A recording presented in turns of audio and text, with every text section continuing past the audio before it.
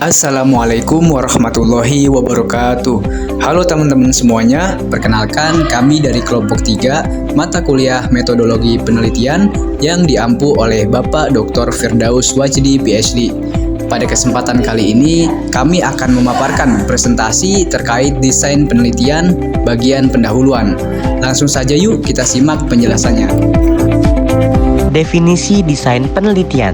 Desain penelitian adalah bentuk rancangan penelitian yang disusun sedemikian rupa supaya dapat menuntun peneliti dalam upaya memperoleh jawaban atas pertanyaan-pertanyaan penelitiannya.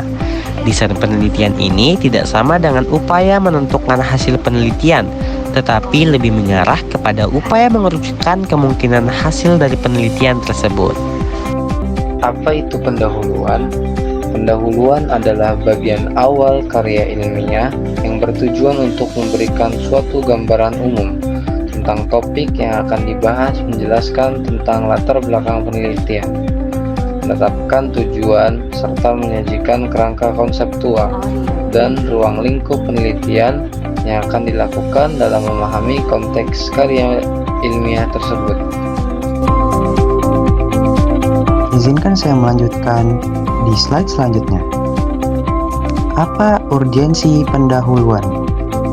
Agar pertanyaan tersebut lebih mudah dicerna, dapat diartikan menjadi mengapa penelitian pendahuluan itu penting? Penelitian pendahuluan dikatakan penting sebab dari pendahuluanlah dapat memberikan Anda informasi latar belakang topik Anda, menjawab pertanyaan seperti siapa, apa, kapan, dan di mana. Riset ini juga akan membantu Anda menentukan pro dan kontra yang berkaitan dengan topik Anda dan menentukan apakah ada cukup sumber daya yang tersedia untuk membahas topik itu dengan efektif.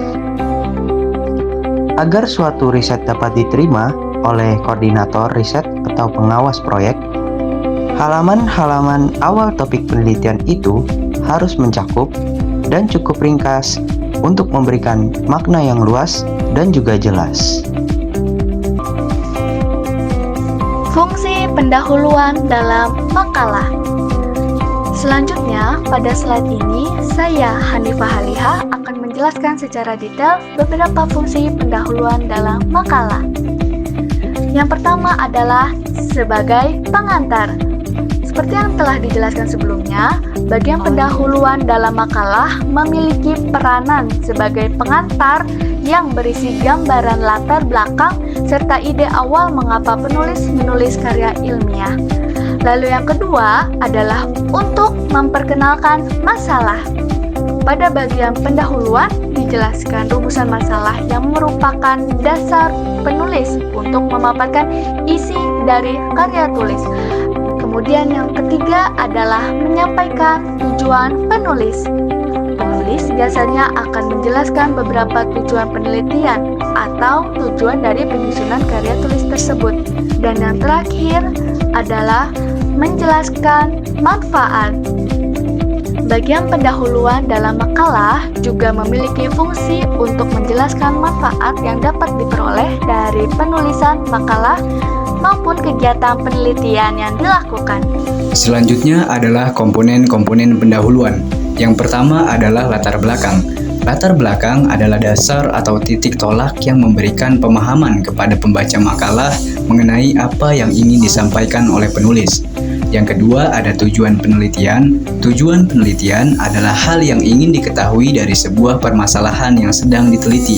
Tujuan penelitian ini dicapai dengan cara tertentu untuk memperoleh kebenaran dan tentu saja menggunakan penelusuran sesuai tata cara tertentu dalam menemukan kebenaran, tergantung dari realitas atau objek yang sedang dikaji. Yang ketiga adalah rumusan masalah. Rumusan masalah adalah pernyataan yang jelas terhadap suatu hal yang menjadi perhatian atau titik fokus dalam penelitian tersebut. Lalu yang keempat ada batasan masalah, merupakan ruang lingkup suatu permasalahan yang ditentukan dalam sebuah penelitian, sehingga pembahasan yang dilakukan tetap sesuai dengan tujuan awal dan tidak melebar ke hal-hal yang tidak relevan. Dan yang terakhir adalah sistematika penulisan, merupakan garis besar isi pada setiap bab yang disusun dalam makalah secara sistematis. Seberapa penting sih bagian pendahuluan dalam penelitian? Bagian pendahuluan dalam penulisan ilmiah memiliki peran yang sangat penting. Pada bagian ini diperlukan gambaran permasalahan umum yang kemudian dipersempit menjadi poin-poin penelitian yang akan dilakukan.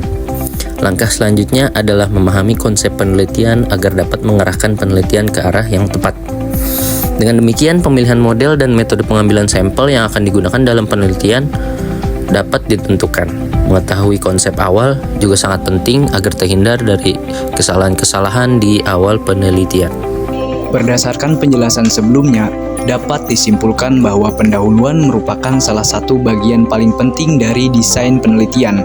Di dalamnya memuat latar belakang, rumusan masalah, tujuan, manfaat, dan juga sistematika penulisan. Pendahuluan juga berisi poin-poin penting terkait penelitian. Sekian presentasi dari kami, kurang lebihnya mohon maaf. Wassalamualaikum warahmatullahi wabarakatuh.